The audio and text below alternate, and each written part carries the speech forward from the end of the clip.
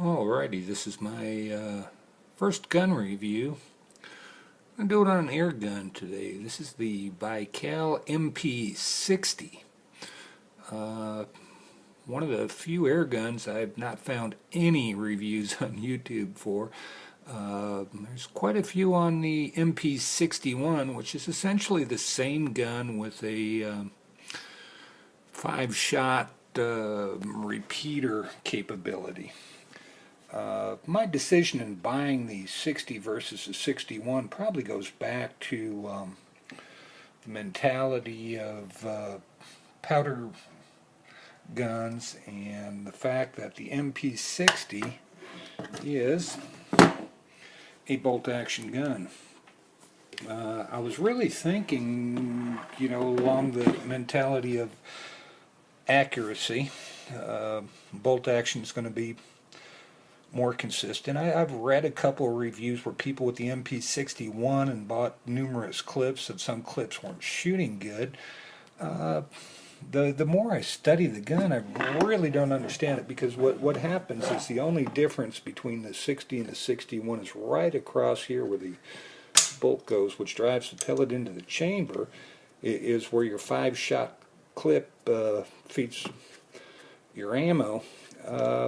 The way the gun works, I really don't understand why you'd see a variance in accuracy from the 60 to the 61. That in mind, maybe I should have bought the 61 rather. I'm presuming if you're watching this video, you kind of know what Baikal and their air rifle is about.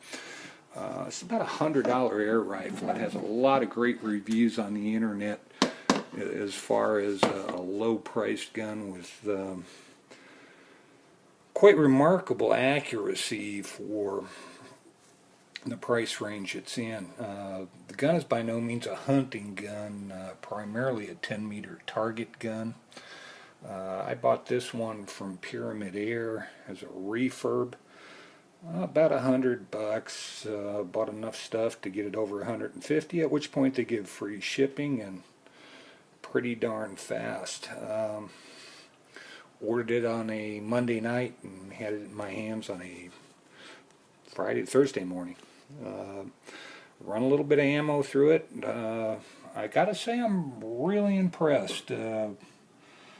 Lives up to everything I've heard about it as far as the accuracy goes. I've tried not a ton of pellets, but quite a few groups. A lot of people said they were having great luck with the RWS Meisterkugeln 8.2 gram match pellet.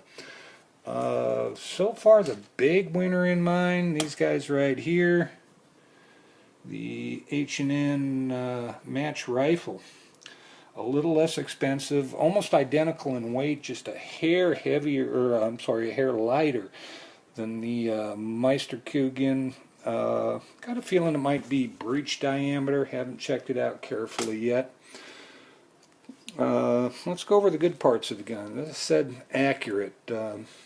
Ish. The Russian company that produces this, primarily a Russian military firearms manufacturer. Very good reputation in Russia. You might equate them with maybe a Remington or a Winchester in the U.S. is kind of the equivalent of what Ish Baikal is over in the USSR. Interesting looking gun. Certainly, I don't know what you'd call it, futuristic Russian from the 60s or something. I certainly didn't buy it for the looks. I personally like a more traditional looking piece of weaponry, and I like wood and things. I'm not a big fan of synthetics, but for the money I had to try one of these out, and like I said, it's really lived up to the accuracy thing. Trigger on these, it's adjustable. The earlier models had 3-way adjustment. This one, or the newer ones here, where they went to more composite pieces, the only adjustment left on it is a single screw. If we can get in on there for a over travel stop. I haven't touched it. Probably a lighter trigger than any rifle you'll find out of the box in the U.S. Probably those high Russian safety standards. That this gun would never fly in the U.S. as a over-the-counter, day-to-day item. You're never going to find it in a Walmart. Beyond the light trigger, you'll notice there is absolutely no kind of safety. The other oddity here, of course, the Baikal is a side-cocking gun. The other little trick it does when you go through the cocking mechanism, it pushes the bolt open. You completely cock the side lever here. I'm not going to do it now. When you close that back up, because it has pushed the bolt open, that is the point you have to go about dropping your pellet in and closing the bolt, which means you are closing the bolt on a charged gun that has, I wouldn't call it a hair trigger, but a light trigger and no safety. So I'd hate to think what would happen should something bad happen at that particular moment when you're loading it. Baikal has an adjustable stock through here.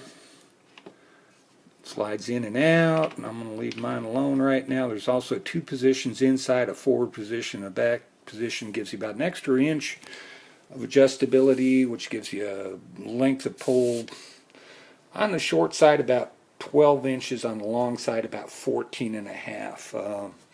Great that it's adjustable. The thing you'll notice here though and is if you get to the short side, in other words pushing this out to its full length, the further you're out, the more that screw is going to be able to go in and tighten up.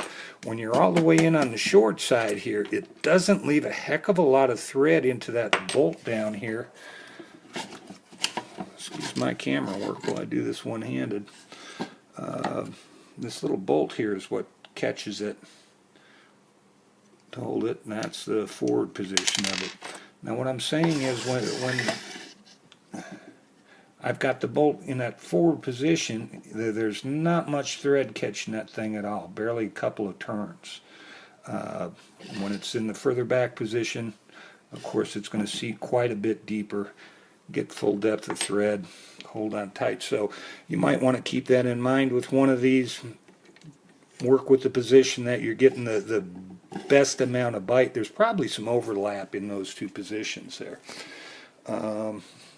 Other things that were good and not so good about the gun, sights from the factory. Kind of a letdown here, steel adjustable sight. Right there is a detented windage screw. Pretty darn good actually as far as the windage, or as far as elevation. Now as far as windage, you've got to turn these two tiny little screws in and out and slide that blade back and forth for windage. I'm not a big fan of that. Also the front sight, not a fan of at all. Probably intended as more of a diopter unit. They sell a Target model of this thing, about exactly as much with the diopter included as what it would cost you to buy a diopter. That's probably the preferred sight on here.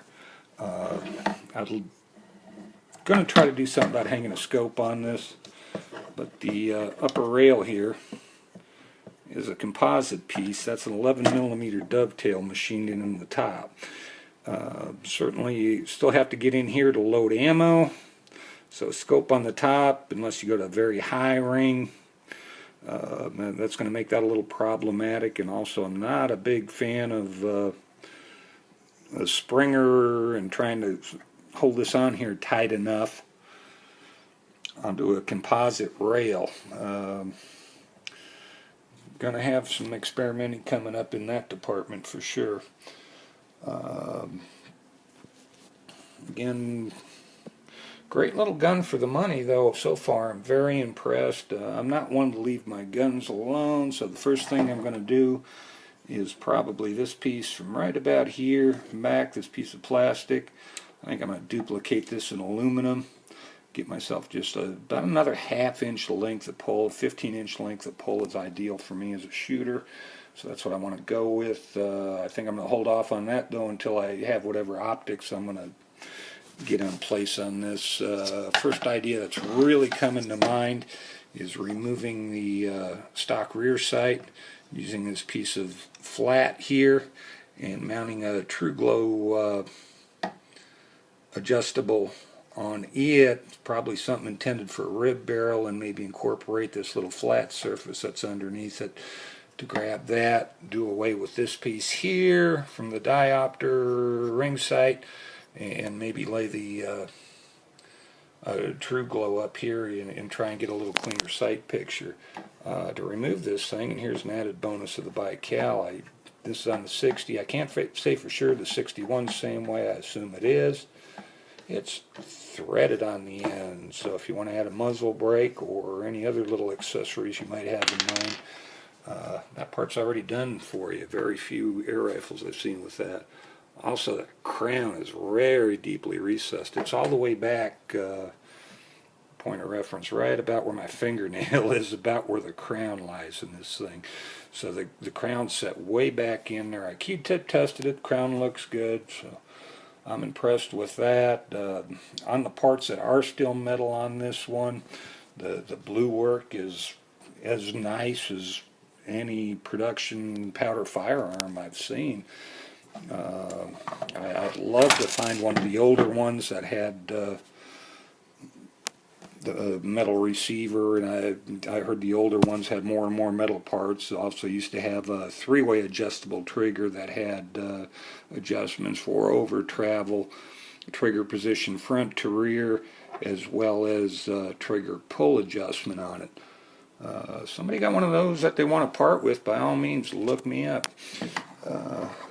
Other than that, for got $100, can't go wrong. Pretty cool little piece of air rifle here. Certainly different than everybody who's got a Gamma or something's going to have. And for a 10-meter target shooting, I've got a bunch of friends. We get together and do a lot of that kind of thing. I think this is really going to hold its own even against some much higher priced guns.